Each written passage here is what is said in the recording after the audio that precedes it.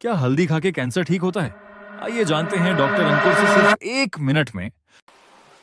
क्या हल्दी खाने से कैंसर ठीक होता है? बहुत से मरीज ये सवाल ले आते हैं और बहुत सारी सोशल मीडिया साइट्स पे ये चीज अवेलेबल है कि हल्दी से में एंटी कैंसर प्रॉपर्टीज होती है। देखिए, हल्दी जो है उसमें एंटी इंफ्लेमेटरी प्रॉपर्टी होती है और कुछ एनिमल स्टडीज में ये कोट किया गया है कि इससे एंटी कैंसर प्रॉपर्टी देखी गई है। लेकिन ये जो स्टडीज हुई हैं वो एनिमल स्टडीज या लेबोरेटरी स्टडीज हैं। कभी किसी पेशेंट स्टडीज में ये प्रूवन नहीं हुआ है। फिर ये भी कभी नहीं डिसाइड हुआ कि हल्दी से कितनी डोज लेने से कैंसर ठीक होगा।